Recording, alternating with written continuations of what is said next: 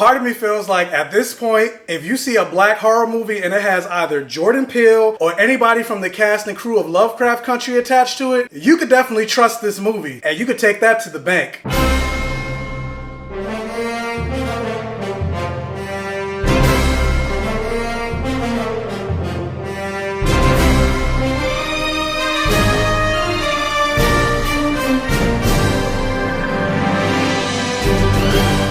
So His House is a horror thriller making its debut on Netflix, and it's actually directed by first-time movie director Remy Weeks.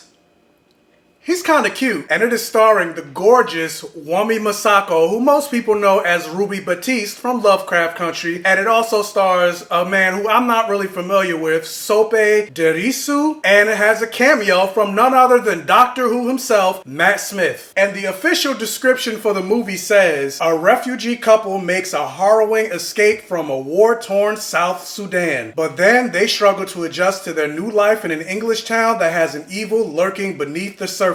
However, me personally, I feel like that is a terrible description for this movie, and that does not do this movie justice. I feel like a better description for this movie would be a refugee couple makes a harrowing escape from war-torn South Sudan. However, try as they might, they can't outrun the ghost of their past as they continue to haunt them.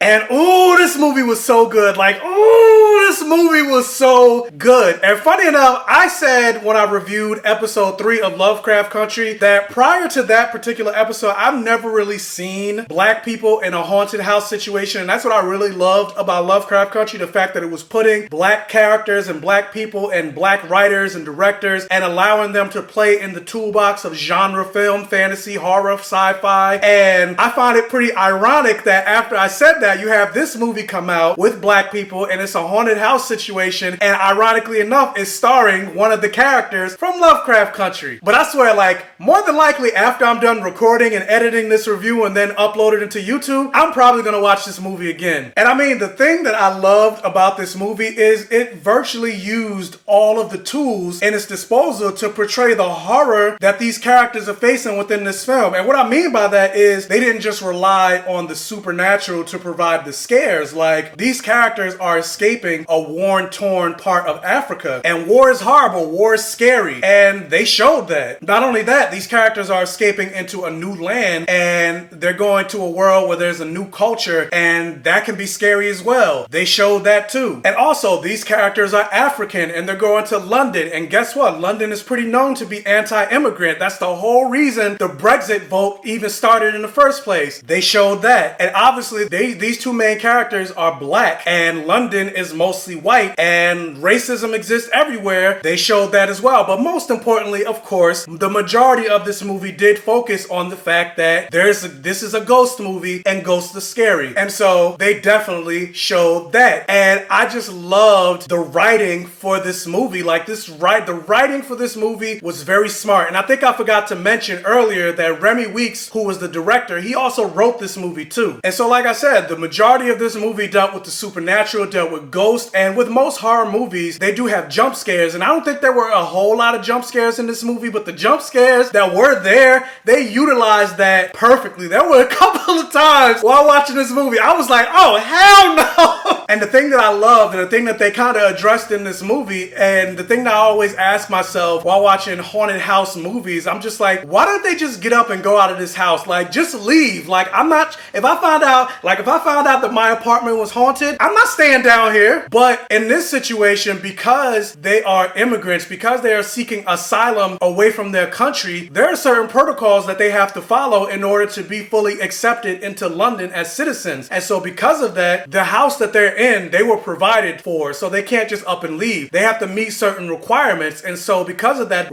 even though they're being haunted, real life is still happening. So they still have to be interviewed, and they're still being watched by immigration. And so even though they're going through all this trauma, they still have to pretend like everything everything is normal when it's not. And I love that they showed that. Again, bringing more aspect to the horror than just the supernatural. And that's something that I feel like a lot of horror movies or supernatural shows kind of ignore. They only focus on the fantasy, but it's like, but real life is still going on, even despite the fact that maybe you have to save the world. And that's also one of the things that I loved about Spider-Man. Yeah, he has to go defeat Doc Ock, but guess what? His rent's still due, and he still has to figure out how to pay his bills. And so because of that, that just added another dynamic and another level to the suspense that was happening in this movie. And then, of course, I gotta mention the acting. Like, we already know, if you watch Lovecraft Country, that Wunmi Mosaku is a phenomenal actress. And of course, with this movie, it is absolutely no different. I really have to give a special highlight to her co-star, Sope Durisu. Like I said, I've never really seen him in anything, but he is incredible. And the movie mostly follows his character. Like, Wunmi Mosaku is in the movie, but I feel like he is the one that's carrying the movie because he's the one that's in more scenes than her. And just seeing the different emotions that he goes through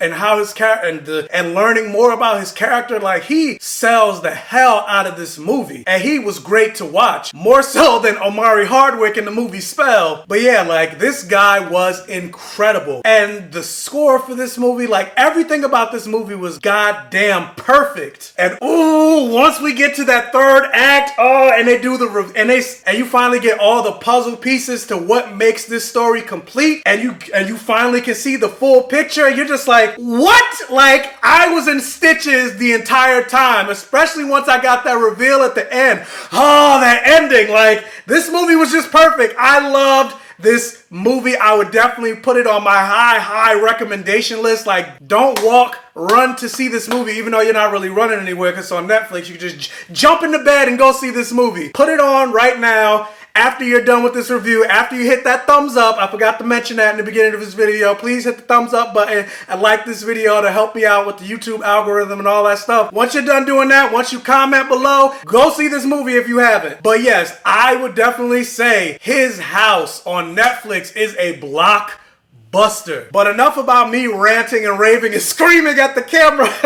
The question is, have you guys seen His House? What did you think about it? Let me know down in the comment section below. Also, again, if you can't hit that thumbs up button, it'll really help out this channel and get my name and my video out there to more people. And if this is one of your first time checking out one of my videos, please check out the other videos on my channel. And if you like what you see, please subscribe for more and hit that bell notification button so you're alerted every single time I post a new video. And tell your friends, your families, your neighbors about my channel to help me continue to grow.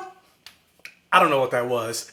And as always, I will catch you guys next time.